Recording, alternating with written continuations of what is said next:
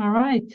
Happy New Year and good afternoon, everybody. It's very exciting to start the new semester and the new year.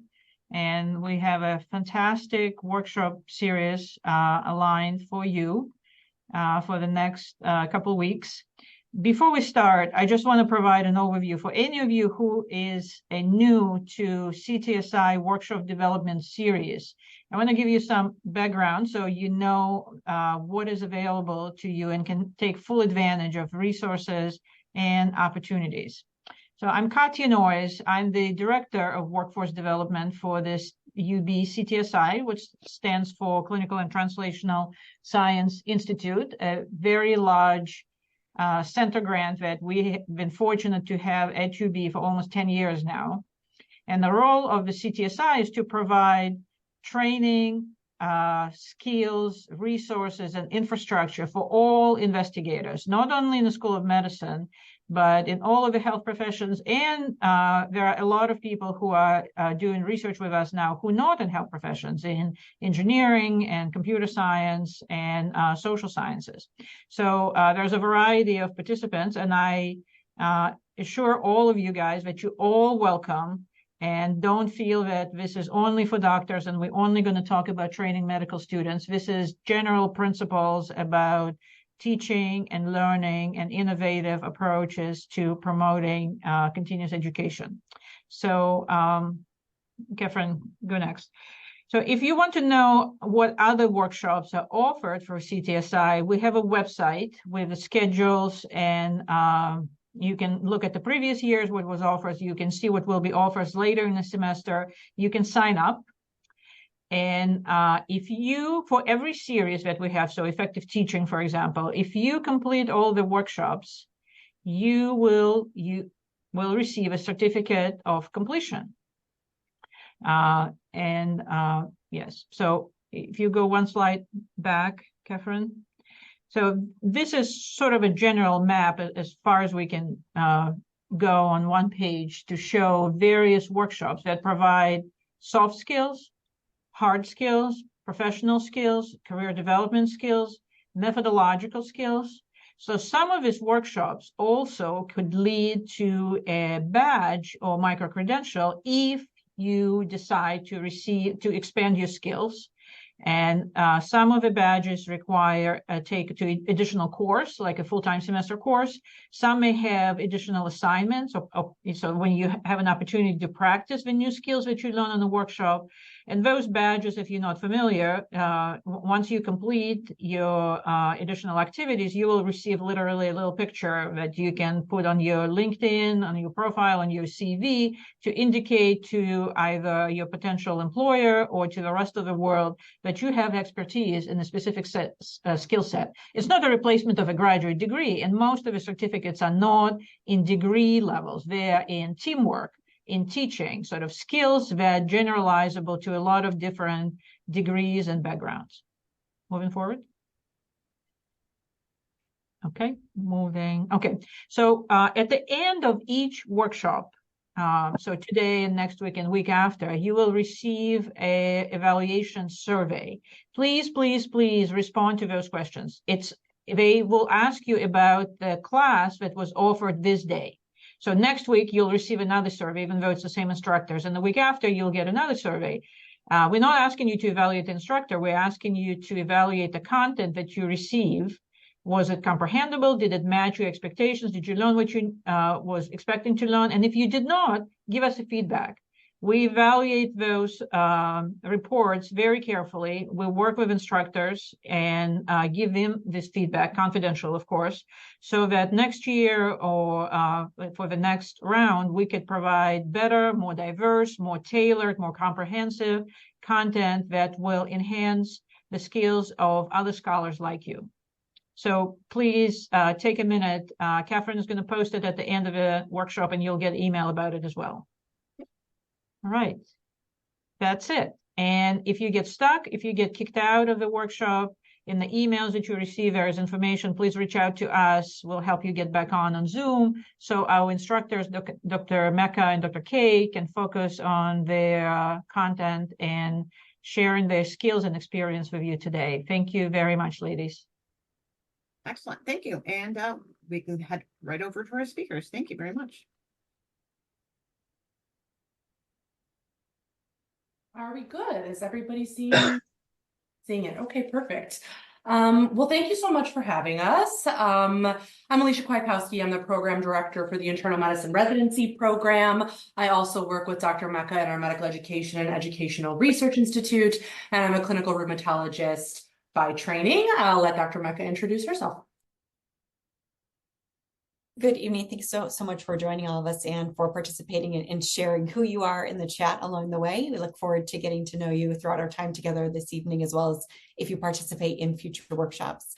My name is Jennifer Meka. I'm the director of our Medical Education Research Institute and Associate Dean for Medical Education. We wear a few different hats, but basically my short version that I tell people is that I have the honor and privilege of being able to help our students with all things related to learning and help our residents, faculty, and students anyone interested in education in all things related to instruction and curriculum.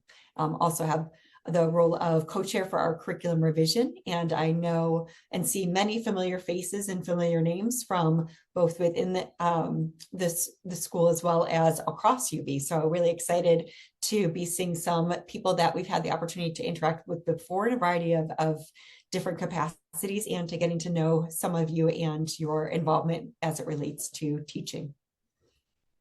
So we thought it would be a great idea to just provide a brief overview of where we're going to be heading over the next several weeks. So today, as you know, we're going to be talking a bit about who you are as teachers.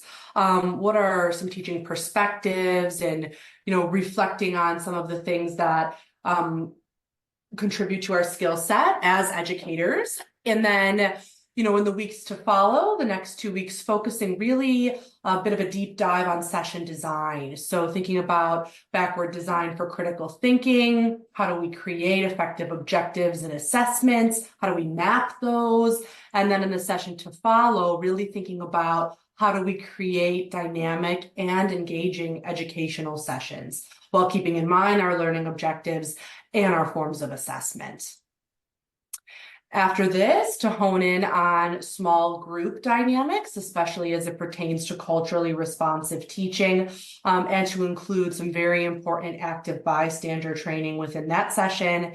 And then to end things, I think rather appropriately, with feedback and evaluation, discussing fostering learner development in addition to self-regulated learning. So that's what's in store for us over the next several weeks, and we're going to kick it off with our session today. Who are you? Teaching perspectives and reflecting on our biases. So our objectives for today, at the end of the session, hoping that our participants will be able to reflect on your current beliefs about teaching and learning, identify and reflect on your biases and the impact that they have on our approaches as educators. Our 2 key objectives describing Dr. Daniel Pratt's 5 teaching perspectives, explaining approaches for how you may practice better alignment of your teaching beliefs and intention in your practice, and to create a teaching philosophy statement to end out. So we thought we would start out by asking you to think for a moment, how do you define good teaching? What does good teaching look like? And after you've thought about it for a few moments, if you would feel brave enough to send some ideas through the chat, or you're always welcome to unmute your mic and share some thoughts with us verbally. And as you reflect on this, you can think about perhaps modalities that you have used that have found to be particularly effective, or an amazing instructor or educator that you've experienced in your life. What were some of the things that that individual did?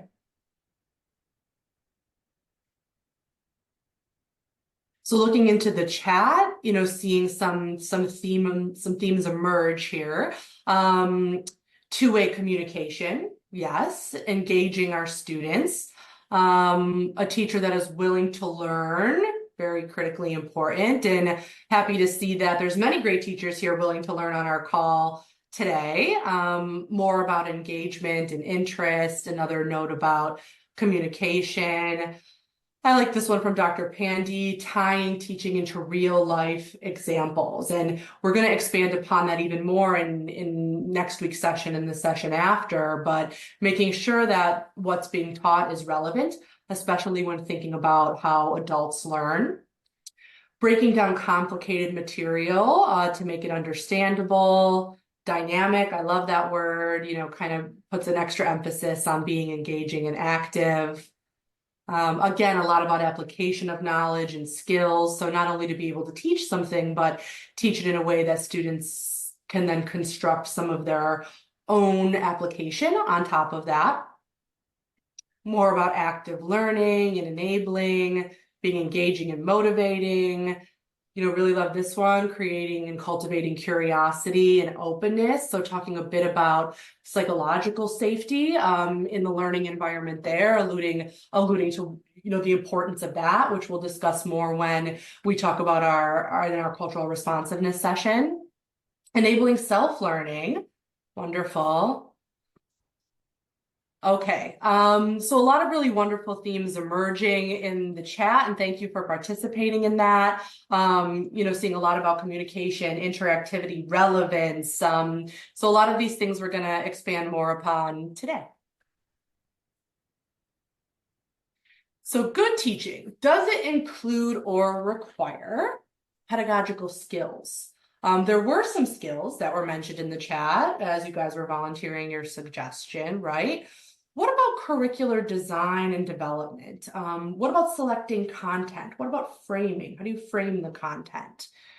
What about understanding the educational ends of things or developing critical thinking or problem solving in learners? That was something that, many of you ventured in terms of, can they apply what we've taught them into different skills scenarios? And is there room for the learner to think more deeply and to further explore? So a lot of these things were alluded to or mentioned in our chat today. Dr. Meka, anything to add on this? I think that in addition to the part related to the room to think deeply, it's about potentially considering exploring, and this will go into some of our other discussions around cultural humility and responsiveness, is creating that space and that brave space for people to question assumptions, to be really critically reflective and trying to better understand some of the structures and systems that are in place that might encourage people to think or act a certain way, but whether or not, is that the only way that we can be thinking about or framing things as well? So how do we determine that good teaching is actually occurring? There can be evaluations of teaching, and I'm sure all of us on the call today have received these evaluations or completed these evaluations, right? In whichever school you're coming from. What about peer review or peer feedback of teaching? The scores that students give instructors are moderately correlated with student learning and the use of pedagogical best practices. So it assumes that, we do not systemically discriminate against instructors on the basis of irrelevant criteria as it pertains to gender, class size, or the type of course being taught. And, there were, in general, let Dr. Meka kind of expand upon this further into some of the literature and what's that shown regarding student evaluations and peer evaluations of teaching on a greater scale. Thanks so much. I think I'll ask this question to the crowd. How many of you have ever received your teaching evaluations or some feedback, and as you look at that, you're like, all right, well, not sure what to make of this. I've had experiences where I've led a session and then I look at the feedback and the evaluations, and there's a lot of, I'm going to say, valency to them, where it might be some people really enjoyed a particular approach or a particular style of a session, and some people might not have liked that. And the feedback sometimes is helpful, sometimes not, which we'll get at something when we talk more a little bit about feedback and evaluation in general. But there has been a closer look at and some closer review of evaluations and teaching evaluations, and some of the common things that might be determined when you look at females or individuals who identify as female when they are being evaluated for some of your more STEM or math-oriented fields, as well as when people identify as females or males are filling out those evaluations for faculty within those areas. And then there's also some things to be looking at and exploring about the actual questions themselves and the things that we're looking at. So if you look at forms, sometimes student evaluations of teaching have basic information that relates to whether or not students felt as though they achieved certain objectives or as though they felt as though some of those methods were best. And oftentimes we don't provide our students with the best of instruction to what does that actually mean and look like, and how can you accurately, or as accurately as possible from your own subjective experience, answer those questions. Did you find this session to be helpful? Well, helpful for what? So ensuring that the evaluations themselves are well written. So, oftentimes we rely on these methods because we lack other methods to be able to use for that. And that's where things like peer evaluation or peer feedback of teaching, that can include peers or near peers, or even exploring the opportunity of training students to be able to serve in this role and to provide feedback can be helpful. I'd be curious to just see from a quick show of hands, whether that's physically or through your reactions within the Zoom tools, how many of you have ever participated in peer review or peer feedback or peer evaluation of teaching?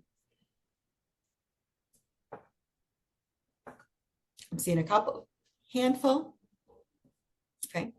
This I feel like can be somewhat uncomfortable at first, especially if it's not something that you have participated in before, but can be such a wonderful learning experience. And I will tell you that as someone who has participated in a lot of these, I learn something every single time I observe somebody else teach. And there's always a tool, a trick, or something that then when I go back and interact with learners or am in the classroom or facilitating a workshop, there are always little things that I borrow. I would say steal, but I like to say borrow and tweak and to make my own. So I hope that others might be able to share a similar experience. And we'll talk a little bit more about that in a future session. But hopefully you can be seeing that these are things that are difficult to try to have an objective and clear definition for and evaluation of, but yet it's something that we talk about and that we expect people to work towards without perhaps setting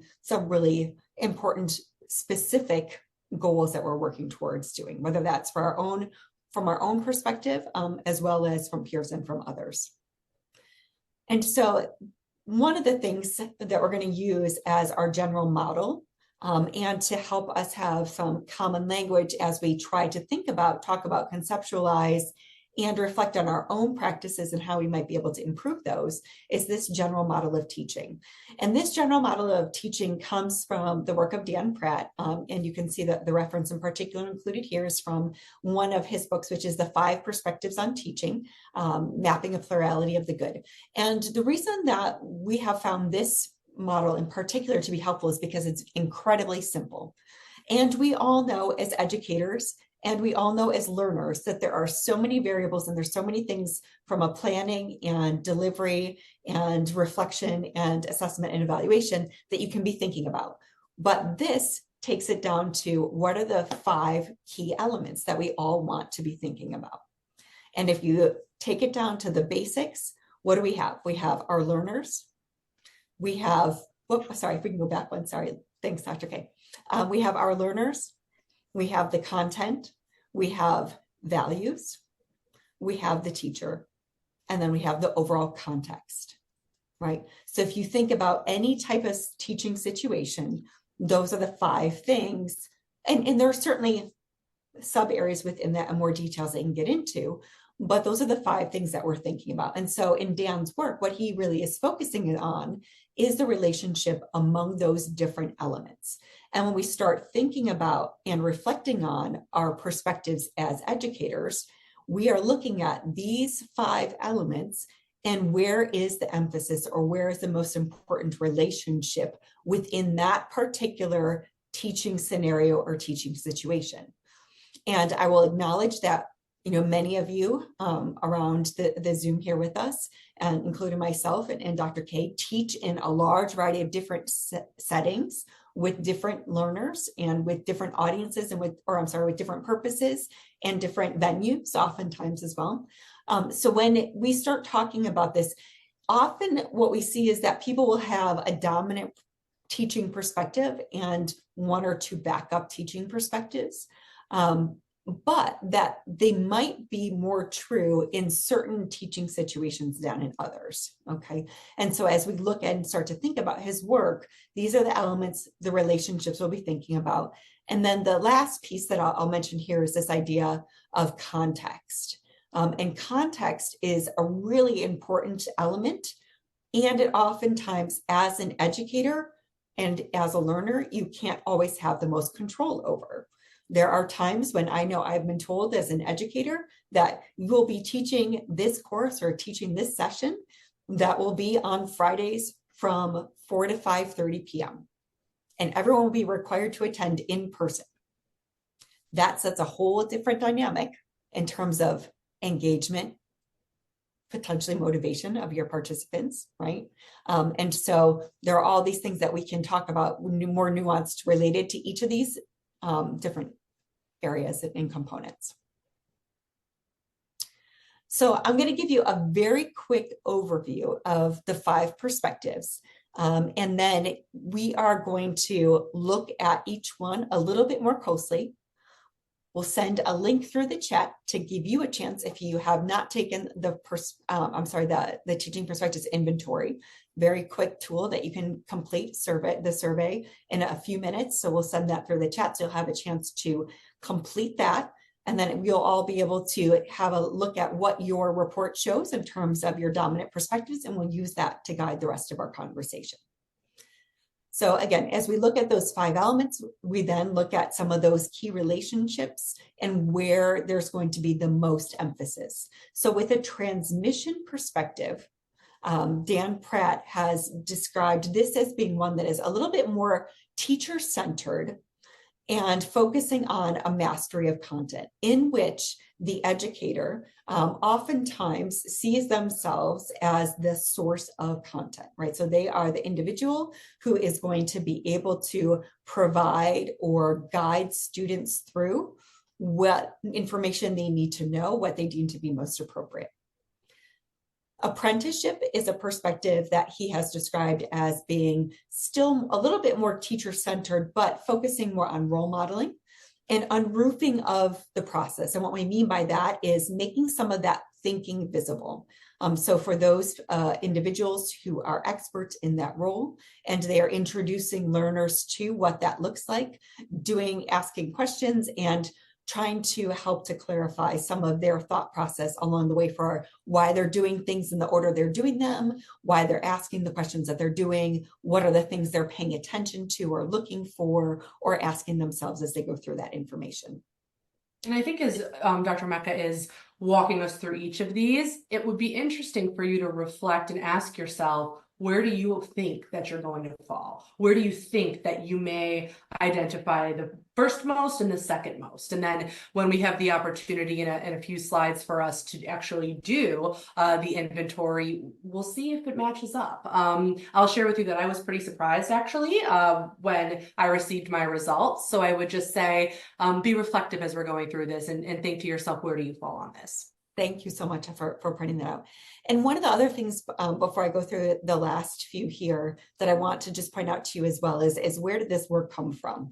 So where did this work come from with Dr. Pratt's work is, so when he was first working in academics, he just wanted to get a better understanding of, as he was preparing himself to be an educator, to be teaching college students for the first time, what do I need to do to be a good teaching? What makes for good teaching? And I'm getting these, I'm being asked to perform at a certain level and for promotion and tenure, but how do I know what it is I should be doing? And so he put that question forward, did a literature review, did not find that there were really good inventories or instruments or things And we don't have a good way of describing what good teaching is. So he sought out to try to figure out what that was. So through the thousands of interviews that he did with instructors in higher ed over a number of years, he began to identify that these were some of the most common themes that they were seeing. And then through that work, ended up creating the Teaching Perspectives Inventory, which is what we'll have you taking. So again, this is just coming from his initial thinking about trying to better understand what does good teaching look like so that he could be engaging in that himself. And that led to all these interviews and then into the creation of the tool and iterations and in various versions of the tool over the years, and working on being able to deliver that to different levels of teaching. So whether it's K-12, primarily in higher ed, and primarily within health professions education, across a variety of different disciplines that way as well.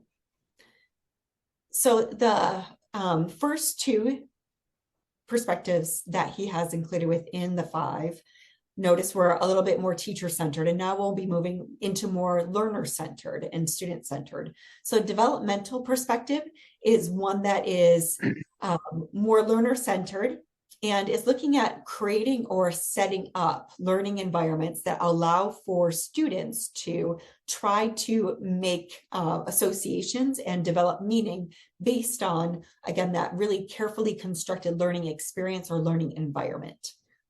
When we look at that nurturing perspective, a nurturing perspective is, again, learner-centered and really focuses on growth and development and helping to support and encourage learners to be able to do that.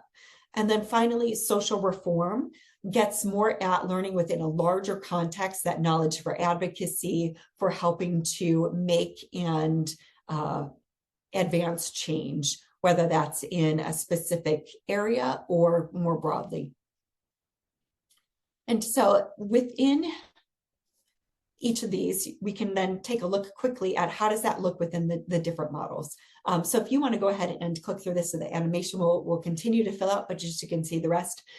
Makes sense, I think, from what we talked briefly about with transmission, that key relationship is between the instructor and the content, right? So that's where you're going to see the strongest relationship reflected. When we go into our next perspective, the developmental perspective, that's where you see a lot more of an emphasis and really enforcing the idea that the content and the learners, and helping the learners to make sense of and orient themselves to that. Not saying that it's not without some type of guidelines or parameters or guidance from the instructor. And that's why I said these carefully designed learning experiences. But that's where you see the primary source of relationships, or the heavy part of the emphasis there.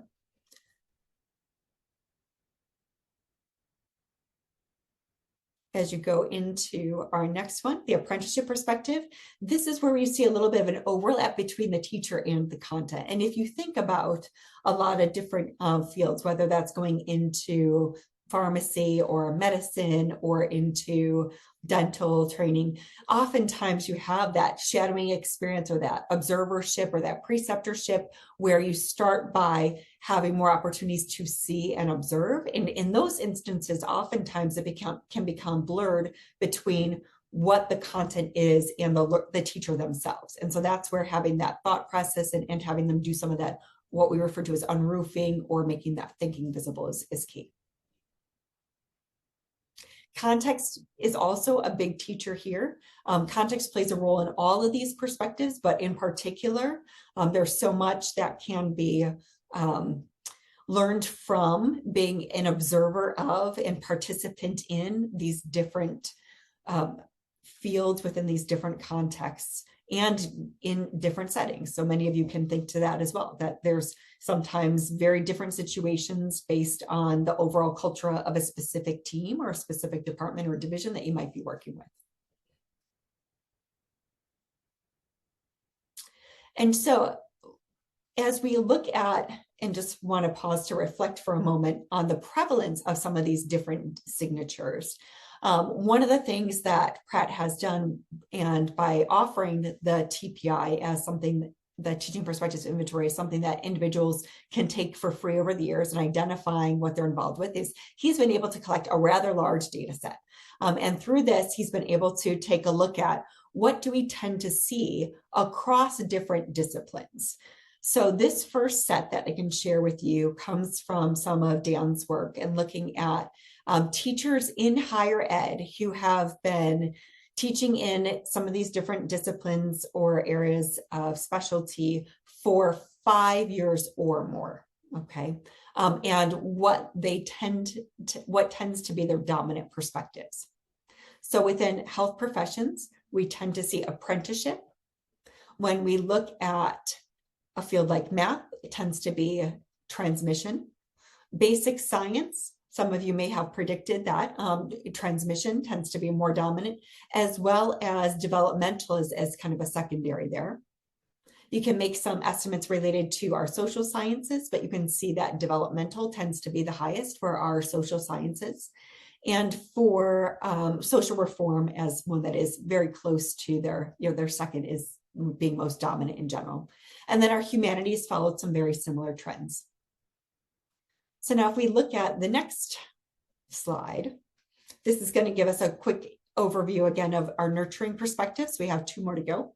So our nurturing perspective, you can see the dominant relationship tends to be between the learners and the educators.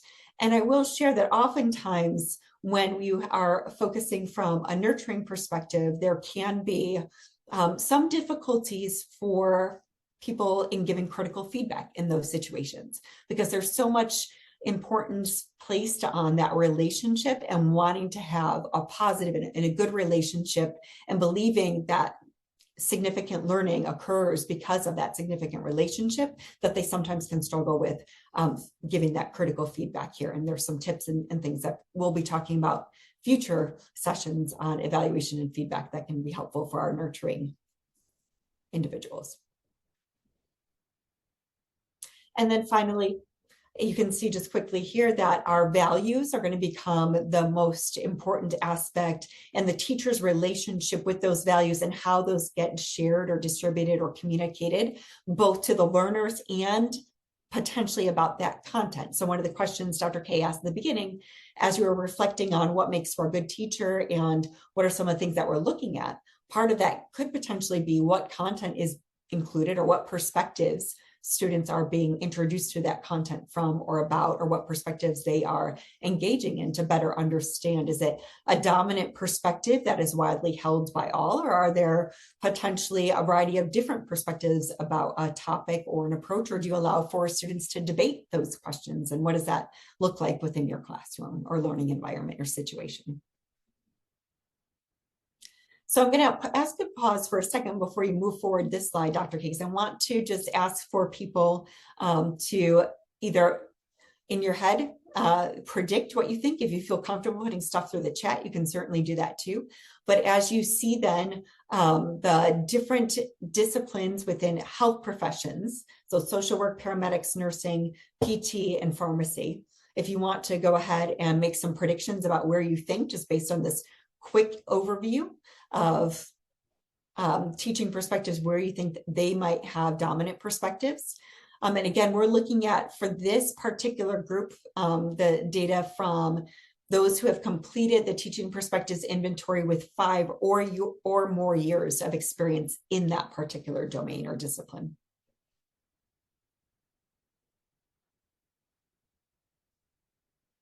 And again, if people feel comfortable throwing some things into the chat, you can do that. But otherwise, I'll give everyone a second as you think about social work, where you think they might be most dominant and so forth. And then can move forward with showing some of our general findings from Dan's work.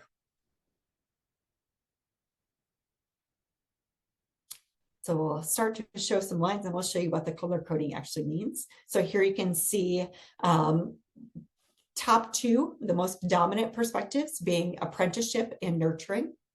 People might be able to predict where you think that might be coming from, or best reflected which discipline.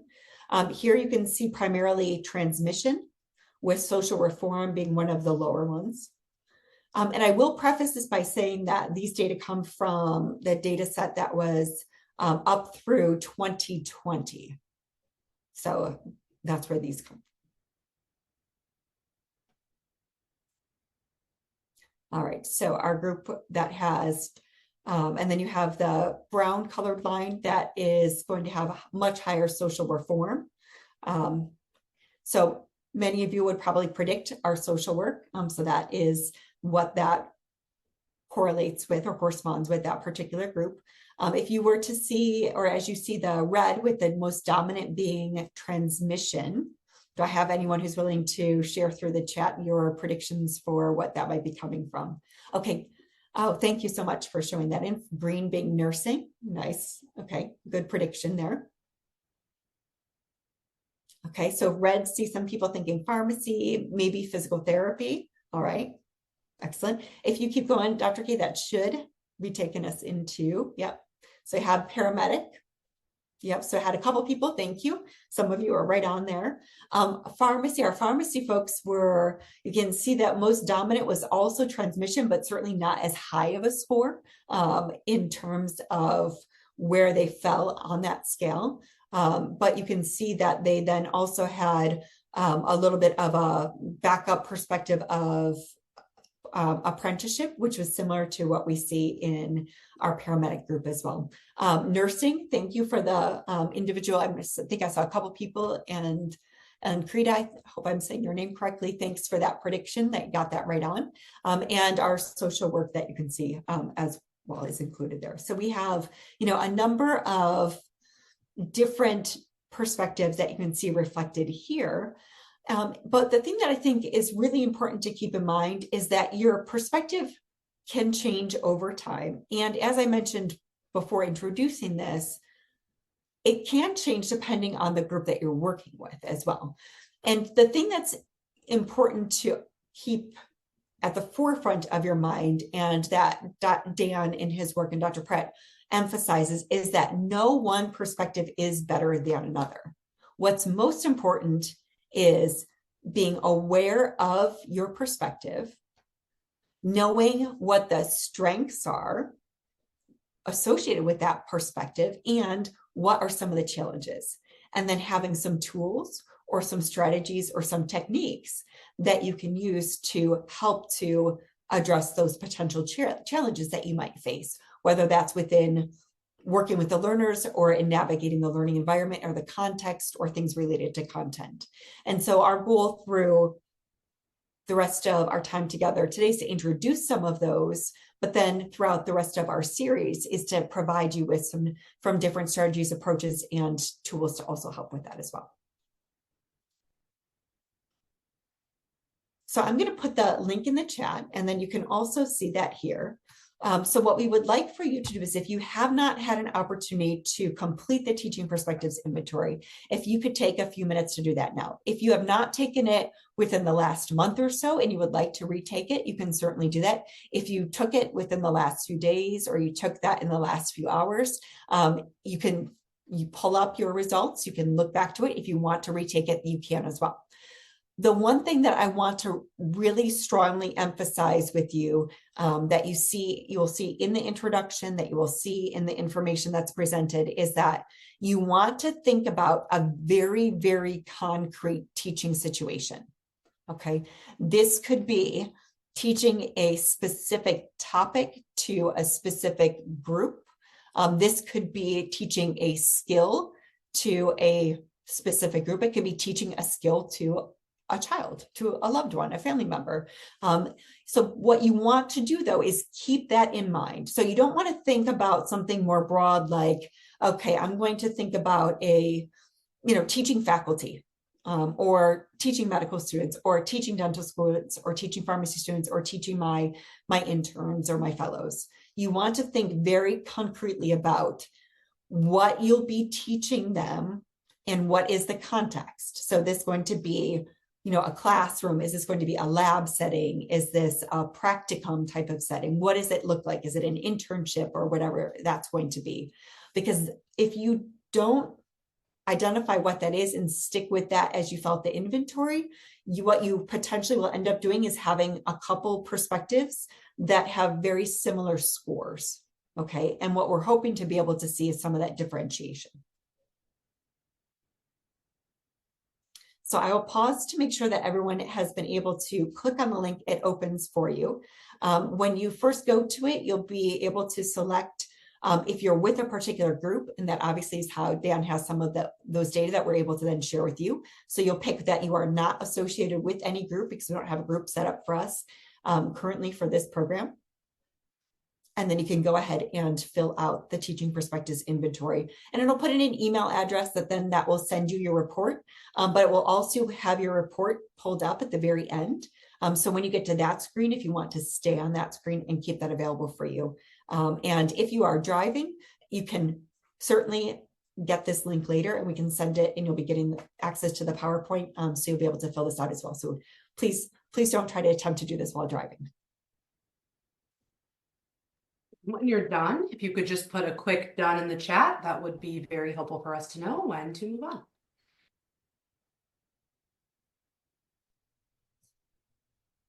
And as some people are wrapping up, but still potentially having a browser open, I just put an additional link in the chat that has hopefully a link to a PDF that you can open and download if you would like.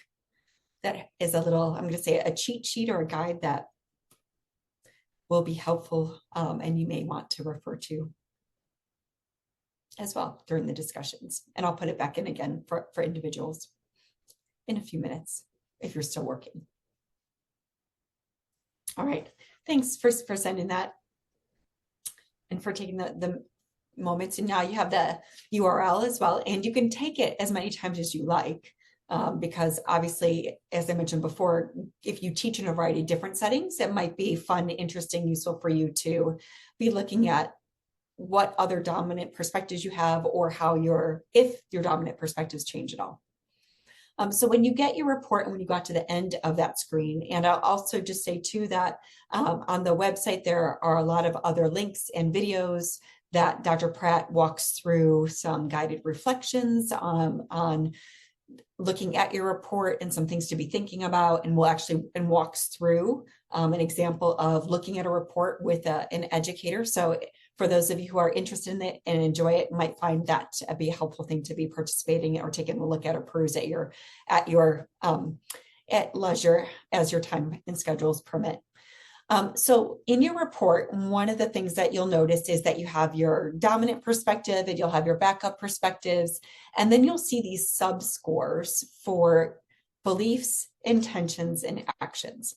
And that's one of the things that personally as an educator, I have found to be most helpful is taking me some time to look at and try to unpack and better understand if there is some misalignment or areas where I don't have as much congruence with those, primarily with my actions and my beliefs and intentions, right? So oftentimes we'll see beliefs and intentions are pretty closely aligned with one another. And then you might have a place where your actions are very different from that. And so to better understand why might that be, okay? So as you look at your report, you'll be able to see what's my dominant perspective, what are my backups, and how do those compare across how I performed or how I responded to the questions overall. Again, as I mentioned before, if you see that you have more flat or you have more or less variation between your three dominant perspectives, that could be because you might not have been thinking as specific enough about that particular learner, the content and the context of the learning environment and situation there. And one of the things that, as I said before, that you can be exploring is that alignment or misalignment between the beliefs, intentions, and actions. Now, I can tell you that, I tend to be developmental, and nurturing is my second most dominant backup. If I think about some particular teaching situations, I will occasionally have a transmission as my dominant perspective. And when I have transmission as my dominant perspective, that's where I'll see my strongest misalignment, which makes sense because philosophically, as an educator, I don't believe that that is the best way for learners to become competent in, learn, master the content or the skills that I'm trying to teach them. However, given some of the things that I end up teaching to students or to individuals, there are occasions where there's some content that needs to be covered. And so I will then go into my transmission mode for those areas. But that's where my beliefs and intentions might be very low. And then my actions might be higher.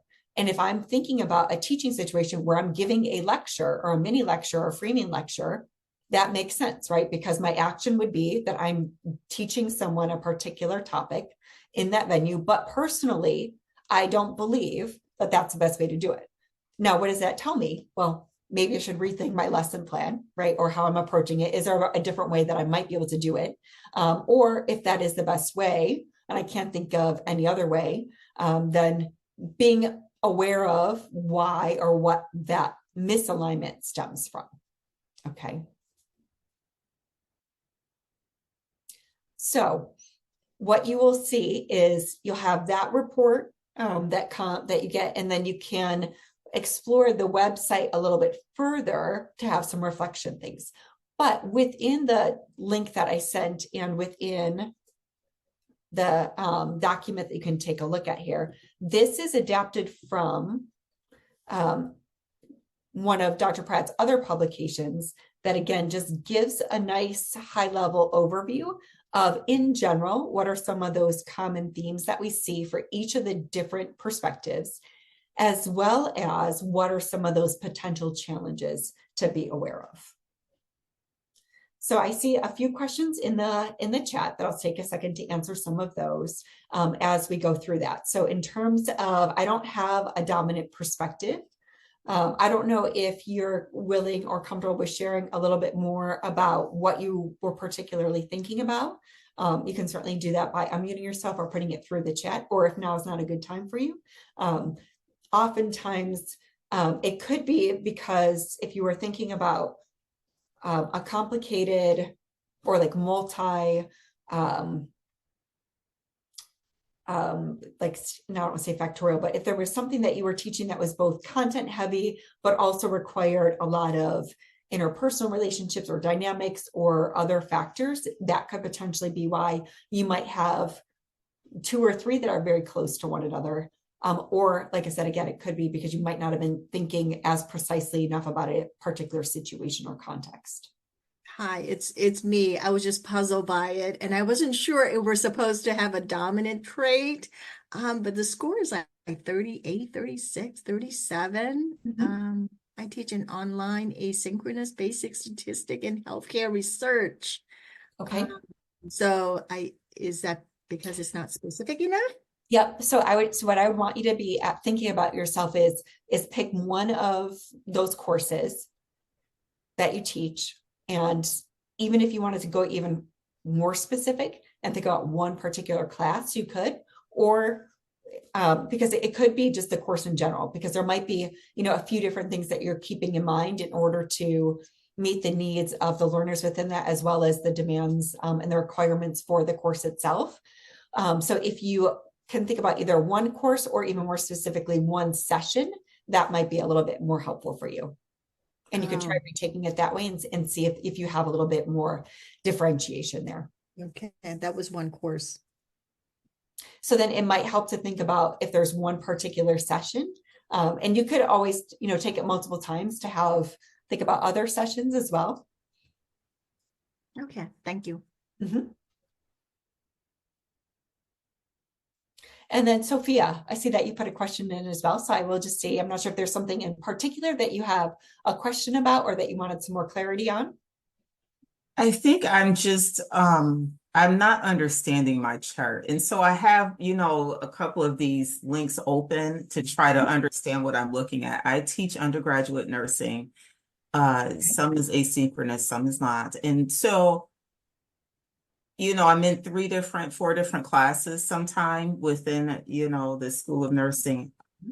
And so I don't know if it's how I answered the questions, but, I'm willing to show my graph just because I want to understand what I'm looking at.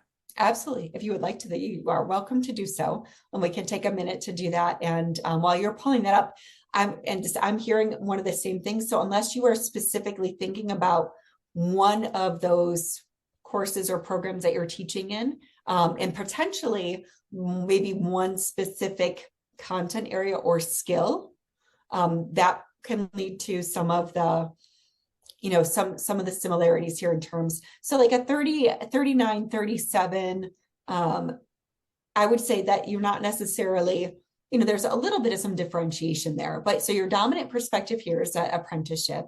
And your backup one is going to be nurturing. And then underneath that would be, or your third most dominant potentially is going to be developmental, but you can see that it's not going to be, your developmental perspective is not that much more dominant than transmissive or social reform, right? If we go in that order there.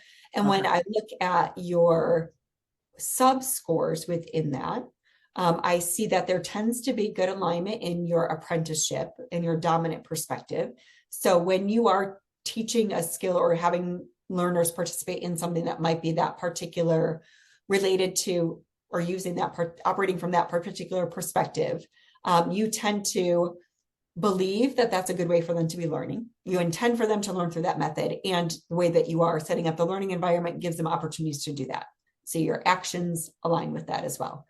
Now, when I look at developmental, it's kind of interesting for me here because I'm seeing that it seems like you're being intentional about setting it up in a developmental perspective, developmental way in which you'd be setting up these learning environments that would allow for learners to come to making sense of the knowledge or developing some of those skills, again, within a structured type of environment, that you intend to set that up, that you do set it up, but maybe you don't believe that that's actually the best way for them to be learning whatever that knowledge or skill set might be. Oh, interesting. Okay, because I couldn't figure out what is this 8? Okay. Yep. So that's just telling me that there is a little bit of some questions that might have been getting at the belief and how you believe the importance of that role there. That's incorporated. Okay. And you can take this as many times as you want to take it. Like yourself, when I initially took this, I had the same sort of result, and then realized that if I thought about one session, not one course, one session that I gave in the course, I had more clarity in the response. Okay. All right. Okay. And I would encourage you, for those of you who might retake it with that in mind, to maybe think about one of the sessions that you're like, I don't know if that's the best way to teach that class, or I've always struggled with that class. Like, it goes okay, but it's one of those ones that I don't know how about all of you, but I always have one session or one workshop that I'm like, it's okay, but it could be better. But I'm not sure exactly what that better could be. This is a great way to be doing it, because then you can really see some like, is that what I want to be doing? And that leads us into a nice segue too. So what we want to be able to do is, knowing that you don't all necessarily have diverse profiles or perspectives to be looking at in terms of those reports just yet, but you've had a chance to take it yourselves and maybe start to think a little bit more about it. Want to just give you some time to go into breakout rooms to have some discussions with some of the others who are here. So you can take a minute or two to introduce yourselves. And then we gave you a few questions here that you can choose to, whatever feels good to you and your group, whatever jumps out to you. If you want to share what your dominant perspectives were, if you want to share some of your initial thoughts, reactions, reflections, having taken this instrument and the questions that it asked, or the things that you were thinking about, making some connections between some of, I wonder what that's getting at about in terms of my own behavior and the actions, the things I'm actually doing in the classroom. So we will put these into the chat for you to feel free to review and use as you go into the breakout room. So we're really just going to give you about 5 minutes or so to go into breakout rooms and have some time to just discuss those in a small group setting. And feel free to focus on whichever ones are most helpful for you and others in the room at the time. And then we'll come back together and hit a few key points with that, and then incorporate this into a few other components for the rest of our time together. I'm going to open the rooms now. That sounds great. Thank you. It's like everybody has made it back. Welcome back. And for the sake of time, do we have a group who would be willing to share with us a little bit about their conversation, or if multiple people want to put in the chat, maybe something that you found really surprising when you were chatting, or something that you found to be motivational? Happy to have somebody speak up and tell us a little bit more. Can you hear me? Yes, we can. I'm Alankrita. I'm one of the hematology oncology fellows here at UB Roswell. I think one thing that I noticed in our small group discussion was that both me and Jenkins, the resident who was in the small break room with me, felt that when we were taking this assessment, TPI, we could not really relate to all the questions just because of lack of experience in education, and we felt like some of our results could possibly be skewed just because of more experience in one kind of area of education as opposed to some of the other questions. So what is your take on that? So I think, and Dr. Meka will feel free to jump in as well, that even though you are, just sort of starting out in your careers, both you as a fellow and William as a resident are teachers, right? So this is something for you to maybe keep in your arsenal of things to revisit as you progress through your training. But you could even think about retaking it and just thinking about, if you were to, teach the learners on rounds, right, or teach them about a consult, or teach them, on the fly teaching as they're rounding with you or seeing consults with you in the afternoon, maybe frame it in that sort of a realm and see, with that specific example in mind, what sorts of things are you ending up with? Or, for William, who is in internal medicine residency, so more of a traditional clinical environment, responsible for educating the medical students, maybe thinking about the medical students and what, one or two specific interactions with the medical students may be. So those are a couple of ways that you could frame it and think about it a little bit differently. But this is the type of thing, as Dr. Meka mentioned in the beginning, that with more experience with teaching becomes more refined. So I think the biggest take home there would be to revisit this at the end of your fellowship or at the end of your residency, see where you're at in that time. Dr. Meka, feel free to jump in.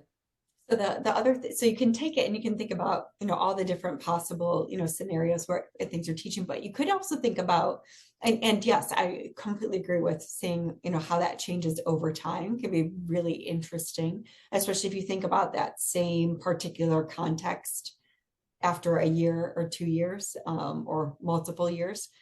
But it also can be something that if you think about something difficult but important that you had to teach someone else, right? So you could think about if you have children or someone that maybe you were teaching how to tie their shoes or ride their bike, right? How did you approach that? What did that look like? You could take it as something that does not have to be academic either, right? So even if you haven't had a lot of, I think Dr. K brought some great examples in terms of think about some of the different I'm going to say maybe like low stakes type of teaching that you're doing, but you can also think about non-academic settings and the types of things that you might be teaching someone else how to do that aren't necessarily related to the discipline that you are currently focusing on within your careers. Thank you. I'm sure there were a lot of other really robust discussions, but in the last sort of 10 minutes or so that we have remaining, want to make sure that we're covering this as well, because we are going to come back to this. So teaching philosophy statements. It is an individual narrative that includes not only one's belief about the teaching and learning process, but also concrete examples of the ways in which he or she enacts with these beliefs in the classroom. At its best, a teaching statement gives a clear and unique portrait of the author as a teacher, avoiding generic or empty philosophical statements about teaching. And so as we start to think about what a teaching philosophy statement can look like and can look like for you, important to keep everything that we just learned today about our perspectives in the back of our mind as we think about how we may approach crafting something like this. So these often include your conception of how learning occurs, a description of how your teaching facilitates student learning, a reflection of why you teach the way that you do, and maybe you have some additional clarity on this now based on what we've talked about today, the goals that you have for yourself and for your students, how your teaching enacts your personal beliefs and goals, what for you constitutes evidence of student learning. And we shared, many of you were brave enough to share some of that in the beginning. The ways in which you create a safe or brave learning environment, your interests in new techniques, activities, future developments as an educator. So these are, your statement doesn't have to include all of these things. These are some ideas. In part one of the statement, which is what we're going to conclude on today, is a couple of lines about your beliefs about teaching and learning. As we move on and continue to evolve our statements throughout the next several weeks, part two is how these values and theories influence the way you teach and pursue involvement in educational work. We know some of your values. You're going to have time in the subsequent sessions to explore your values. We're going to introduce different educational theories to you that you can also factor in as we continue to revise these. And lastly, what do you strive to achieve as a teacher and educator? And that's what in our last 5th session together, we're going to come back to and end our whole series together on. So, thinking about part one, revisiting your TPI, your reflections from it that we just did today. What are the top 3 things you believe about teaching and learning? What is most important to you? So this is what we're going to do in a couple of moments. Here's an example at the end of what yours could look like. I believe most meaningful learning occurs when a learner experiences a concept within context, engages prior knowledge, and builds a bridge, constructing a new understanding of the concept. This construction, quite the opposite of instruction, does not rely solely upon the transactional nature of information exchange from teacher to learner. The process allows a learner to write their own narrative with the guidance of an experienced educator. In my classroom and lab, that looks like. And yours by no means needs to be as comprehensive and detailed as this, but these are some of the things that have emerged in this statement in terms of what's important to you, what's the most important thing to you, and here it's construction, right? A little bit more about that, what that could potentially look like in your settings. So if at all possible, your statement should enable the reader to imagine you in the classroom teaching. You want to include sufficient information for picturing not only you in the process of teaching, but also what does your class look like in the process of learning, or your small group or your team. So in the next 5 minutes, we're going to give you a little bit of time to draft just 3 or 4 lines of your teaching philosophy statement. So in 3 or 4 lines, what do you believe about teaching and learning?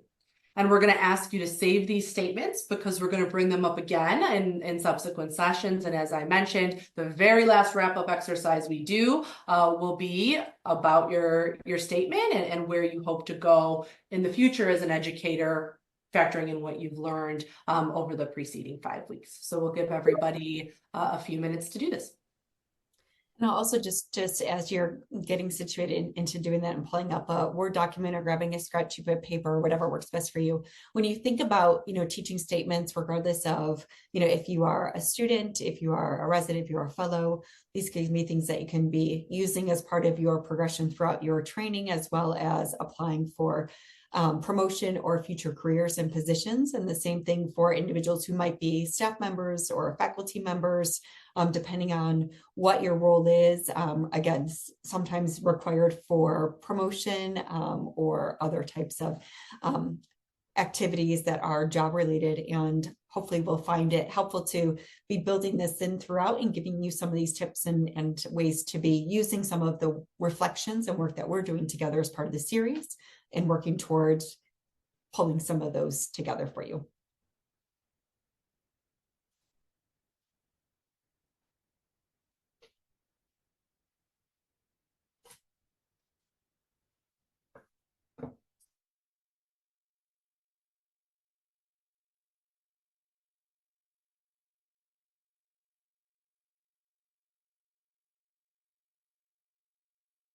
Okay, as we start to bring it together, you've done such an amazing job sharing and engaging with us today, and we are really appreciative of that because it makes us doing this really enjoy it with you. So thank you so much for your participation. We're not going to make you be brave enough to share these with us just yet, maybe in the end.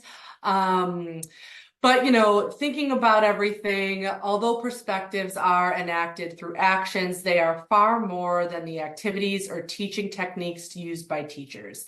They are the lens through which we view the world of teaching and learning. And hopefully this has really been emphasized with you in the time that we've had together today. And thanks so much for joining your participation and knowing this was a whirlwind intro to Pratt's Teaching Perspective Inventory. Hopefully it is a tool that you will revisit and that you will find beneficial to use over the years. I want to acknowledge and give thanks to Dan Pratt, who is a wonderful contributor to allowing us to continue to use his work and share his work and to engage in discussions around how it's being used, as well as some colleagues at Penn State and here at the Jacobs School who've given us some feedback along the way for ways to use the tool and incorporate it more into some of our faculty development and workshop sessions. So if you have questions, feel free to reach out to us and we will look forward to hopefully continuing to see you in the upcoming sessions that we have. If there's additional information that you need, please don't hesitate to reach out, or questions or things you want more information on. I know Debbie had asked a question earlier about evaluations, and I'll make sure that gets addressed as well. And we can share some of that with the group. And Catherine will be sending out the PowerPoint and the link to the evaluation for those of you who did not complete it yet to fill out, so that we have some feedback for us related to the workshop and the workshop series across time. So thank you all for your attention, for your participation, and happy to stay on to answer additional questions or things if people have them at this point, or look forward to seeing you next time.